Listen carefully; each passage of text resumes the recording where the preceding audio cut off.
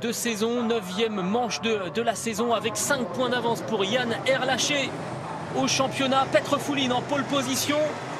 Ah, il s'est plutôt pas mal élancé, le Tchèque qui va peut-être se faire déborder par Nestor Girolami, mais il a quand même réussi à faire face à ses problèmes d'embrayage. Oh là, le freinage de Ted Björk, ça y est, c'est parti, le carambolage, on l'avait presque annoncé.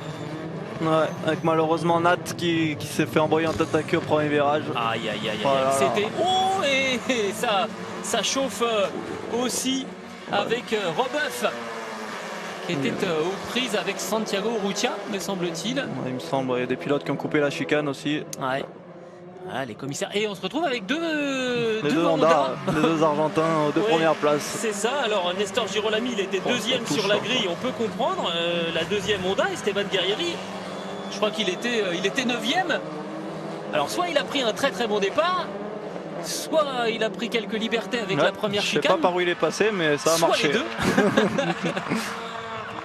Il va falloir revoir ça évidemment, et les commissaires là vont avoir un petit peu de travail. Yann Erlaché en tout cas en 3e position. Ouais, malheureusement pour Fouline, Fouline, c'est terminé. Pas à cause de l'embrayage, mais à cause de cet accrochage du premier virage et safety car. Safety car. Oh bah oui, bah alors là, allez. Alors qui passe devant là quand on a une grappe 2-5 comme ça? Ouais, parce que Nathanaël Berton est venu s'immobiliser dans le bac à gravier. Petrofouline qui ne pourra pas repartir lui non plus. On l'avait presque annoncé que cette première chicane allait faire du grabuge. Et ça tombe encore une fois sur Nat Berton. On ne peut pas dire qu'il soit vraiment verni. Non, il avait pris un bon départ en plus. On voit là, c'est vraiment pas de chance pour Nat. Et alors on va essayer de comprendre. Et ben là, il se prend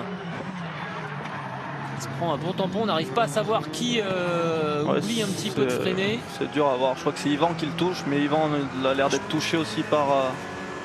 Il est devant nous, Yvan Muller. Il se fait percuter par Norbert Michelis. C'est Michelis qui pousse un peu tout le monde, je crois. Si je dis pas de bêtises. Et Esteban Guerrieri qui s'était mis complètement le long du muret à droite. Vous allez le voir arriver. Et déboîter là sur la droite de Jean-Carl Vernet. Ouais, mais ça a l'air d'être Michelis sur la gauche de Vernet qui a freiné un peu trop tard et qui a amené tout le monde au premier virage. On revoit ici le départ à bord de la voiture de Yvan Muller.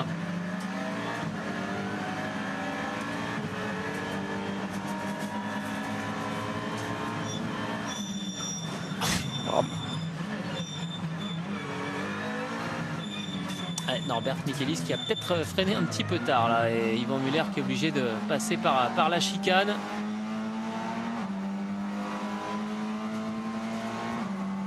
Esteban Guerrieri, regardez, hop, il va se mettre complètement à droite. Et un petit peu à la manière d'Esteban Ocon en Formule 1, il se retrouve deuxième là après le grabuge.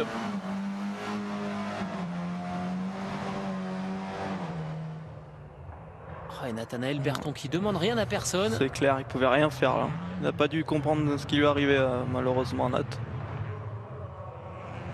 Voilà, il y en a plusieurs qui ont coupé la chicane aussi. Thiago Montero notamment.